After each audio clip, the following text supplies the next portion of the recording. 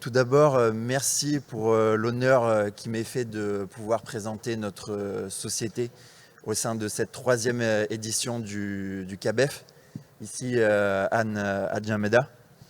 Donc cette présentation, je vais la faire déjà pour rappeler ce que fait Parlim, et notamment en Afrique centrale, et également donc, pour introduire sur le panel qui va suivre, avec pour thème donc, les études de faisabilité et économique dans les infrastructures énergétiques transfrontalières.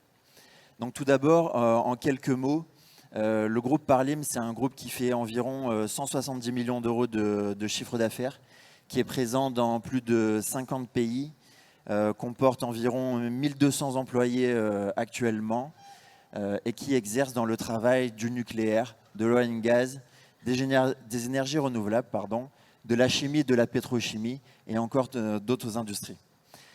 Chez Parlim, nous avons des objectifs dans la transition énergétique qui sont très forts. Et vous allez voir, nous soutenons quand même le CAPS. Donc nous allons expliquer pourquoi tout à l'heure, pourquoi le CAPS s'inscrit également dans la transition énergétique en Afrique centrale. Alors nous sommes implantés un peu partout en France et également autour où nous réalisons plus de 50% de notre chiffre d'affaires. À peu près dans toutes les zones industrielles de la France.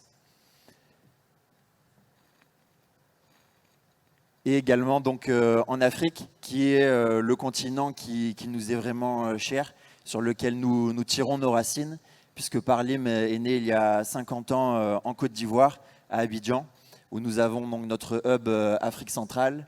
Nous en avons également un au Maroc en Afrique du Nord, et un au Cameroun, celui que j'ai la chance de diriger, depuis lequel nous réalisons nos activités en Afrique centrale. Et nous avons ensuite d'autres agences commerciales dans l'Afrique. Donc un petit éventail de notre clientèle, principalement en Europe, que vous voyez ici.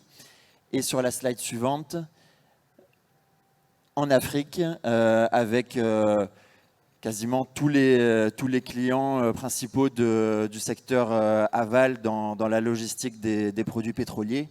Donc si vous voyez votre logo sur la slide précédente, nous vous en remercions. Et si on ne vous voit pas encore, on espère que ça sera le cas prochainement. Donc merci d'avance. Alors qu'est-ce que nous faisons? Donc nous sommes ce qu'on appelle un EPC contractor, c'est-à-dire que nous intervenons depuis l'ingénierie, la conception des projets. Nous réalisons ensuite tout ce qui est approvisionnement et nous fabriquons nous-mêmes certains matériels. Nous avons 2 usines en France pour la fabrication de robinetterie et de matériel de défense contre l'incendie. Et nous avons même récemment acquis une usine en Chine qui nous permet de maîtriser tout le processus de fabrication et ainsi s'assurer du respect des normes qualité. Ensuite, une fois que nous avons... un petit peu en arrière, s'il vous plaît. Ouais. Une fois que nous avons donc approvisionné tout le matériel du projet, nous pouvons donc venir l'installer sur place et réaliser la construction de vos projets. Nous pouvons également vous assister pour superviser les travaux qui seraient confiés à quelqu'un d'autre et ensuite venir réaliser des inspections ou de la maintenance de vos installations dans le but de les pérenniser. Alors maintenant, donc, sur le CAPS. En introduction, j'ai coutume de rapidement présenter donc, les économies de la région. Ce qu'on peut voir rapidement sur le graphique de droite, une fois le Nigeria et la République démocratique du Congo retirés, puisqu'ils sont, comment dire, hors catégorie par rapport aux autres États de l'Afrique centrale, donc ça viendrait, le graphique ne serait plus vraiment représentatif. Donc le Cameroun arrive donc en 3e dans cette région en termes de PIB. Et le Tchad et la République centrafricaine, ou le Tchad où nous sommes ici, sont, on va dire, les petites économies de la région et qui souffrent notamment du manque d'accès à l'énergie, à la côte également, pour se développer. Du côté de la démographie, même chose, on retire le Nigeria et la République démocratique du Congo pour plus de lisibilité sur le graphique. Le Cameroun est donc également en 3e position, suivi cette fois donc du Tchad. Ce qu'on peut voir, c'est que les démographies de ces pays ne cessent d'évoluer. La population croît et elle croît vite. Entre 1990 et 2020, au Tchad, on peut voir que la population a été multipliée par 2,8. Et selon le scénario médian des Nations Unies, elle prévoit d'augmenter encore de 2 fois entre 2020 et 2050. Ces populations vont donc avoir besoin d'énergie, vous comprenez bien. Et troisième point que je voulais également mettre en évidence, puisqu'on a parlé beaucoup hier du manque d'accès à l'électricité des populations en Afrique centrale. Donc le voilà représenté selon les données de la Banque mondiale. C'est effectivement seulement un peu plus de 10% de la population en 2021 qui disposerait d'un accès plein à l'électricité au Tchad, à peu près pareil en République centrafricaine. Dans certains États de l'Afrique centrale, c'est mieux, mais il existe toujours un fort pourcentage de ces populations qui n'y a toujours pas accès. L'autre point que j'aurais pu présenter, c'était les réserves dont disposent ces États. Mais je ne vais pas vous faire l'offense de vous rappeler les réserves dont disposent les pays d'Afrique centrale. Vous les connaissiez mieux que moi en pétrole, en gaz naturel et également le potentiel renouvelable qu'on peut avoir avec l'hydroélectricité, le solaire, etc.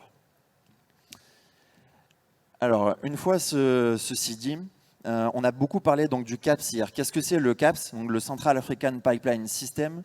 C'est donc un réseau de transport d'hydrocarbures qui permettrait donc de connecter les zones productrices aux zones qui pourraient être consommateurs de ces propres hydrocarbures. Donc un réseau de transport. Quels produits devrons-nous transporter au sein de ce pipeline? La question à se poser, c'est quelles énergies promouvoir pour faire avancer ces véhicules? Deuxième question, pour produire son électricité. Troisième, pour faire fonctionner ses industries. Et quatrième, pour cuisiner, parce que c'est forcément très important.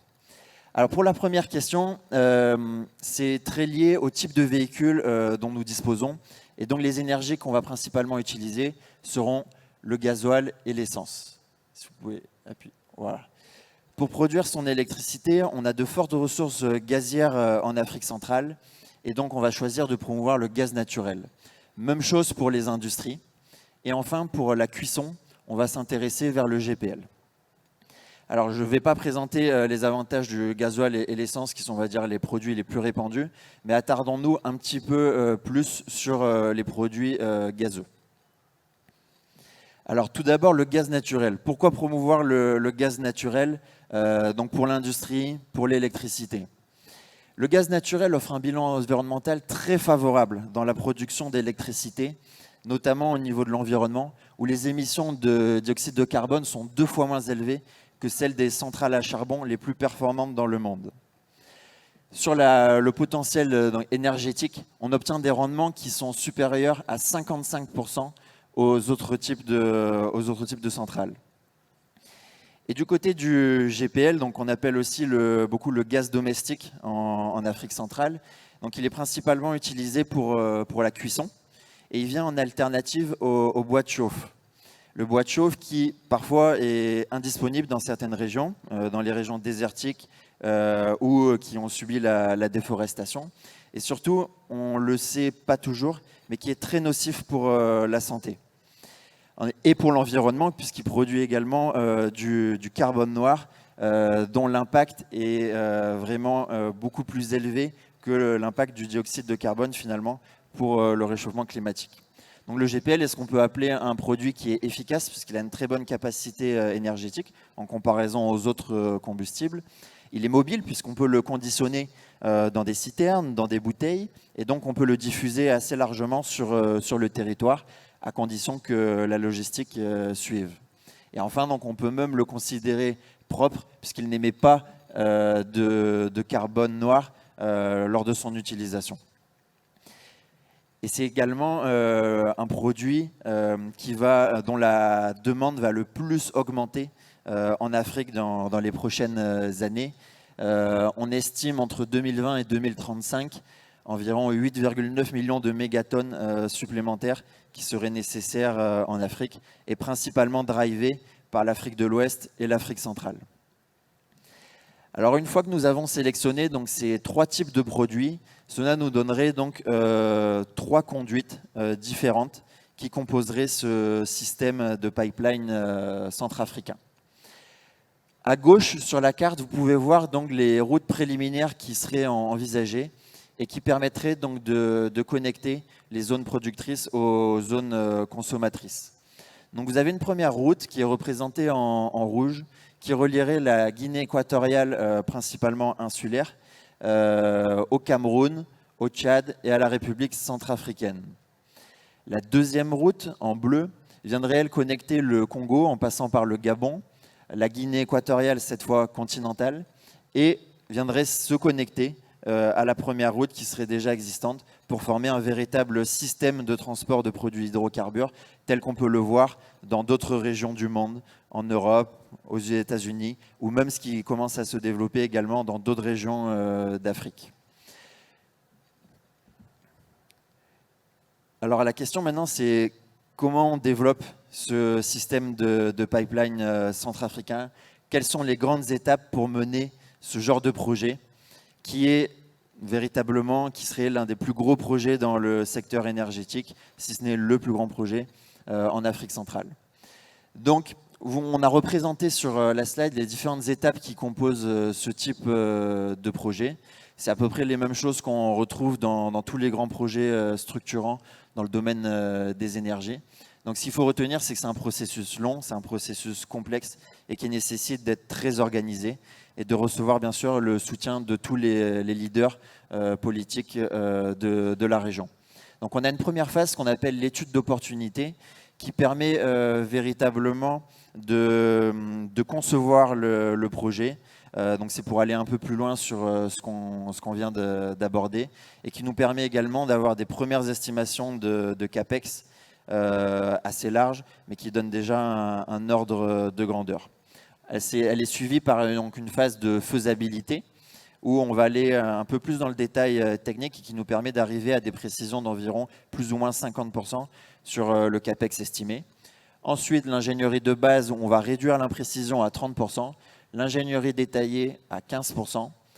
Et ensuite, donc, on peut lancer la phase, on va dire, EPC véritablement, avec toute la fabrication du matériel requis, donc les tubes, tout le matériel des stations, l'instrumentation, etc. Venir l'installer sur place, construire, mettre en service et enfin exploiter. Donc chaque phase est marquée par, chaque fin de phase est marquée par un jalon qui est très important, et notamment donc, le jalon de la FID, qui parle beaucoup, donc la Final Investment Decision, qui permettra de lancer véritablement le projet après la phase d'étude.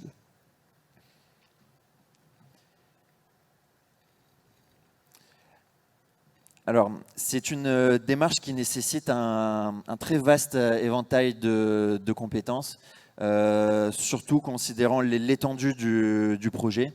Donc, au cours de la phase d'opportunité, on va étudier tout ce qui est l'économie du projet, la faisabilité technique également, l'impact carbone du projet, puisqu'un projet de pipeline, on l'oublie souvent, mais est un véritable moyen de réduire son impact carbone.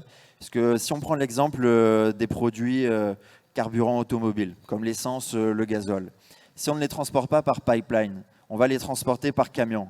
Chaque camion qui va donc rouler, émettre du dioxyde de carbone, dégrader vos routes, pour lesquelles vous investissez pourtant si massivement, alors qu'un pipeline, lui, une fois qu'il est construit, on utiliserait des pompes électriques principalement pour faire circuler ce produit. Au stade de la faisabilité, donc on va donc étudier véritablement l'itinéraire, cette fois de manière plus précise des pipelines. On va définir les schémas de circulation des fluides et les premiers calculs process pour dimensionner notamment le diamètre de la canalisation. L'exercice qui va être fait, c'est ce qu'on appelle une étude de paire de charges où on va comparer le diamètre de la canalisation par rapport à la fréquence de stations de boosting ou de compression pour le gaz naturel qu'on pourrait avoir à installer.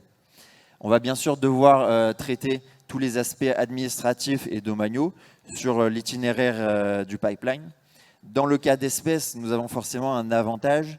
Ce n'est pas les DG de Totco et Cotco qui me contrediront, puisque nous avons déjà un pipeline environ long de 1000 km qui chemine à travers le Cameroun et dont on pourrait reprendre l'itinéraire potentiellement et ainsi limiter les impacts sur le déplacement des populations, les impacts environnementaux, etc.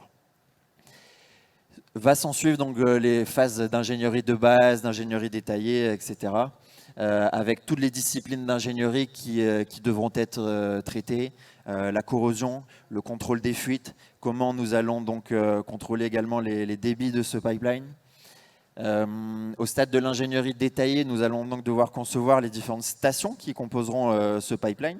Par exemple, si je ne dis pas de bêtises, sur le pipeline Tchad-Cameroun, nous avons 3 stations plus une de réduction de pression à Kribi.